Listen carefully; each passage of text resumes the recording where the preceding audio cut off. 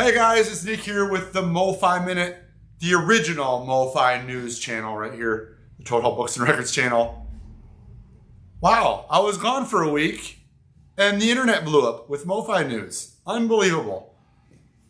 For those of you who haven't been following or maybe just missed it, there was a rumor that came out that Mike Esposito from the In-Groove, who's very knowledgeable about stuff in the industry like I am, there was a rumor that there was a digital process in the Mobile Fidelity Sound Lab mastering chain. He then got invited by Mobile Fidelity to go out to California. He flew his butt out there, sat down with him, recorded an interview. You can check that out over on his channel, the In-Groove, and got it straight from the horse's mouth.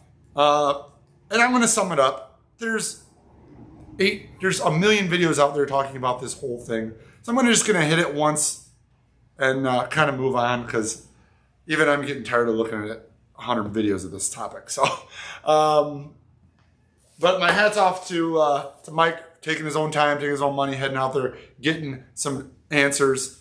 So I think it's great. So yes, there is a digital step in the process.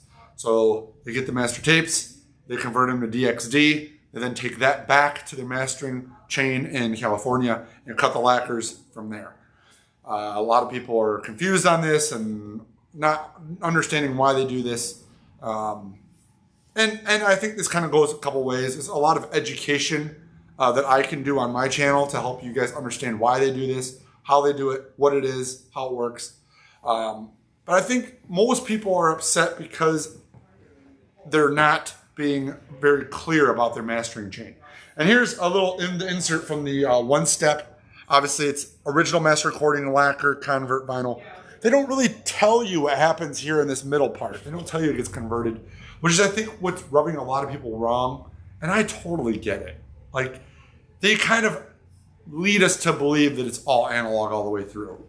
You know, this marketing certainly leads us to believe that. Although it doesn't say it's all analog, they didn't really lie to us. They just kind of missed the full truth. And I get it.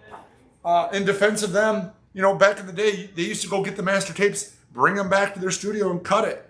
Well, now they won't even let master tapes out of the building. So they got to get the media from wherever it's at to their mastering chain. They got to get, and they even said in the videos that copying it to other tape leaves a fingerprint. They said they tried all the tape. They felt that this archive quality digital is the best way to do it. Even Fremer himself said that it's superior to tape. So I think a lot of people on the internet are very angry. They feel hurt. They feel lied to. They feel disappointed that this isn't all analog. On the Mobile Fidelity side, I get where they're coming from, because they can't get the master tapes to their facilities to do the job they want to do. So they feel technology has allowed them to do the best job possible by converting it to DXD, DSD times 4. So they call it DXD for those of you.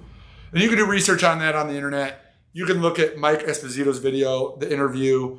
There's a million people giving their thoughts on it. 45 RPM Audiophile did a video with Michael Fremer. I mean, there's stuff all over the net. You can dig way deep into it, however you want. I'm just going to kind of hit the bases. I get both sides. I'm gonna just talk about it this one time, kind of get it out, just kind of get everybody caught up. So yeah, it was big news, but I think, you know, it's out there, it's been said. What can we do moving forward? Well, I think, number one, not only Mobile Fidelity, which they pretty much already said they're going to become more transparent in their mastering chain and their processing, but I think all labels that claim to be audiophile labels should do this. And I know that there's other channels talking about this and pushing for this. I know Mike is pushing for more clarity, more transparency. Steve Westman has a great channel. He's calling for it. So I think that is going to be the big change that comes out of this. And that would be great. I think that benefits everyone. I think moving forward from this, everyone can kind of look at that and say, man, one of the industry leaders kind of kept us in the dark. And it kind of left a bad taste in some people's mouth. How can we learn from this? How can we move forward? This is how we can move forward. Let's, put it on the back. Let's put it on the back of the record, just like they do now. Let's expand on that a little bit. The good news is the product still kicks butt. I didn't hear anybody on the whole internet destroying their product. They still make the best records in the world on the best mastering chain with the best possible equipment, with the best engineers. Whatever you might think or feel about it, we're still getting a supreme product. And that really is the important part. So yeah, that was a big story that broke. And you know, I at first I wish I had broke the news. And then I was really glad that I didn't. And I'm glad that I have my little channel over here in the MOFI Minute where we talk about other MOFI news, other more positive stuff. And, you know, I'm okay with not getting it all. And I just appreciate you guys watching me talking about this stuff, giving my 2 cents. It is a lot of fun. I do really enjoy doing this channel. So thanks so much for watching it. We're going to get into some new restocks. We did get some new stuff, in spite of all the DSD gate, or what they're calling it right now, of the news that happened. We did get some restocks in the store. I'm holding Brothers in Arms. I know anybody who's been watching the internet, these have been kind of trickling out. I did get some of those.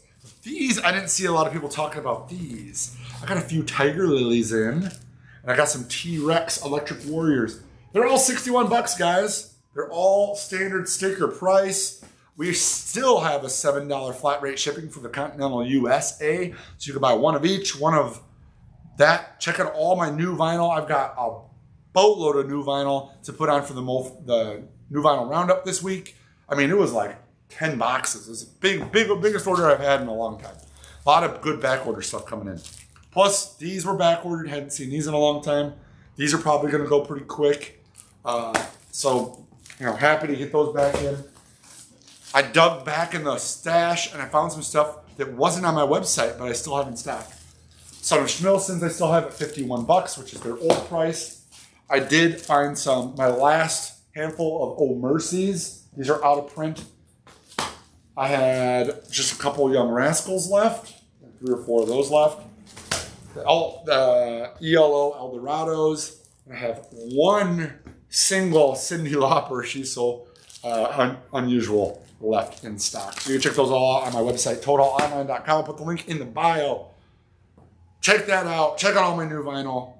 Guys, what a crazy couple weeks it's been. I go on vacation for a week and I come back and the whole world turned upside down. So big shout out to everybody involved. I felt like Mike really kind of headed this up. I think him and 45 RPM Audiophile, those guys, you know, do a lot of videos. They're really good about that stuff. I think Fremer chimed in. I know, you know, he's a wealth of knowledge coming from a different angle. I think everybody, you know, everyone's got their opinions and there's a lot of talk and comments, and kind of just happy to stay out of this one, guys. You know, news is out there. Everybody knows it. I see both sides. I think we're going to learn as an industry, as a customer base. Customer base has changed over the years. It used to just be, you know, I want a really good product, and now people want to know exactly what's in it, how it came from, just like their food. Times are changing, and I think we're going to learn from it as a industry and as a collector base.